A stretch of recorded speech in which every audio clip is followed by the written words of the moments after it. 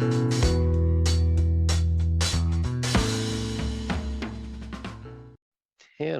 How are you? good to see you. I'm awesome. Would you like to share your story and start there? I've been trading for probably about 20 years, and 2006 or so, and I found your community in around 2012, maybe. And I used to own and run a restaurant, for those who don't know. So I had to kind of trade in a way that fit that time availability, which kind of worked out well because the afternoons are slower at the restaurant. So I ended up kind of gravitating towards more the M3 kind of trades, just broken wing butterfly kind of trades back then. Check in the afternoon, make your adjustment, and that kind of trading. So that's predominantly what I have done the whole time. So we closed up last October, and pretty much the next day Before we get rolling here, just a reminder to please like and share our videos.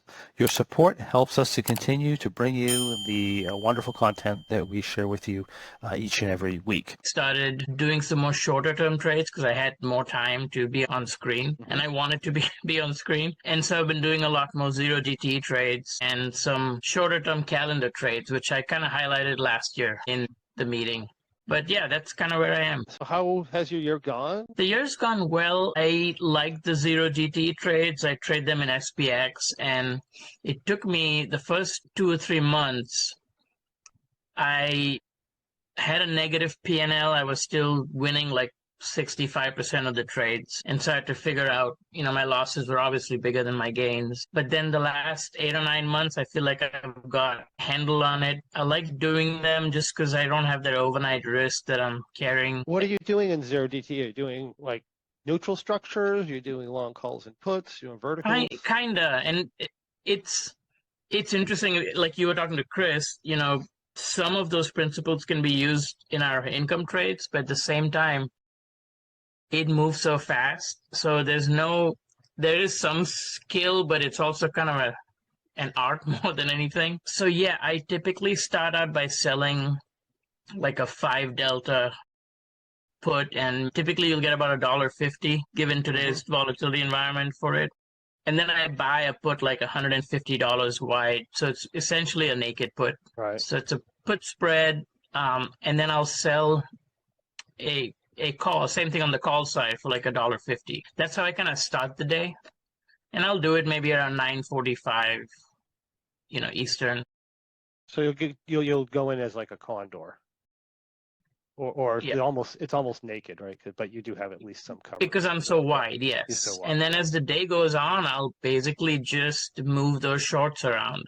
Earlier in the day, if my put or call, if the price exceeds like $3, I'll roll it out and I'll pay a debit. Then as the day goes on, like maybe after 1 o'clock or so, if it goes above $2, then I'm kind of rolling it out. By 5 or 10 points. So I'm just constantly playing that game of defending the trade, and then there are times when I'll get aggressive and taking some credit. So every day is different. It just moves too fast to have any kind of delta. Then there are times when, let's say I have a calendar spread on that is long deltas, then I'll favor short deltas on the Zero DTEs. So I'll kind of play them against each other a little bit. That's awesome. And you've been enjoying that? Yeah, I do. There are times when I don't want to be stuck on a screen, so I may move away from that a little bit. Are you doing primarily that, or are you also doing some of the more longer term stuff? I'm doing the calendar spreads, which is still kind of short-term trades, but I don't have to watch them all the time. I'm definitely doing M3 type trades on a much bigger size than the Zero DTE stuff. I think that's important, right? So anybody who's doing Zero DTE, your size should be relatively small. Absolutely. Because your risk there can be significant, right? Yes. So, yeah. And even though it's an SPX, like you have to watch your size. You're right, very much so. Yeah. What is some advice maybe you might give somebody who wants to trade full, or how has the transition been? I think this is pretty important point, because I think a lot of people would like to maybe leave their job or retire or whatever and go full-time trader. How do you know when you're ready? How do you know? Yeah, that is hard to answer. I used to think, the restaurant was very physical work. So yes, I definitely wanted to transition out of there. And I used to think I have to replace my income with trading before I could do that. But that was just tricky. I didn't know if that was going to happen or what. So part of it was me, Wendy, and the kids working on our expenses to keep that monthly or annual hurdle as low as possible. I didn't really have a plan, but I felt like I could do that, and I would try it for a while, and if it didn't work, I would go look for something to do. So it's a very individual kind of question for each person to answer. I've done it now for 13 and a half months, and it has more than paid for the expenses. So far so good, but I don't know what the next 13 and a half months bring. But but I'm a lot more confident now than I was 13 and a half months ago. Sure. So I would imagine you probably had a good financial buffer. In other words, you didn't go out with no money. Absolutely. Yeah, we definitely had that now. And my kids were 14, 16, 18 a year ago, so they were all on the doorsteps of college. So all of that had to be kind of considered. And you have to watch your position size and your risk. You want to size things, like you have said, based on the loss you're going to take, not on the profits you're going to make. And that has been very critical the last 13 months. And I feel like the times when I feel like I left money on the table, I know what the downside can be too. Like during the tariffs thing in April, that could have really hurt. Sure. It worked out okay. Awesome. Just watching size, yeah.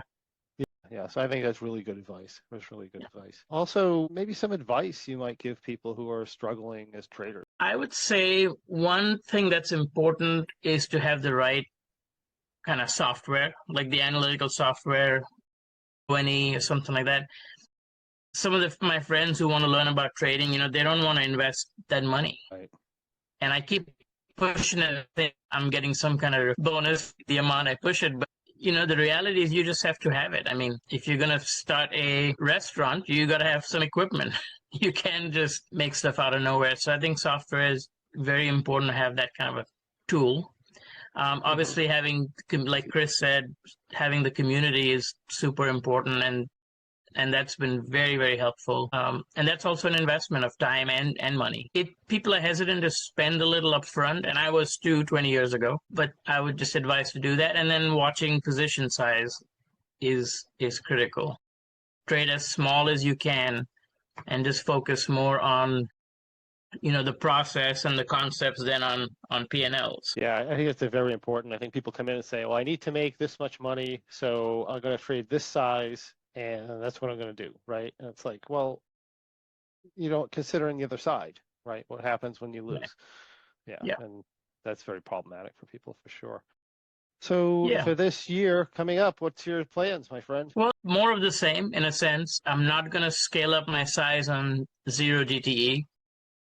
And I'm saying that out loud because I need to remind myself not to do that. And then I want to maybe be a little more directional. I've always been kind of non-directional, but this year I joined the pro membership, so I've had that the last few months, and I would like to reduce my size and trade a little more directional. That's one of the goals. I like more money with less risk. I've been really liking that. Right, and that's definitely a skill I want to sharpen this coming year. Excellent. That's good to hear. Well, any last words? No, just Merry Christmas to everybody, and thanks for having me on. I don't know how many years I've done this, but I appreciate it every year, and just listening to the others. It's been multiple years now, and I thank you for your support over the years within our business, and hopefully we've helped you, or it appears that we've helped you quite a bit as well. So that's a nice little partnership.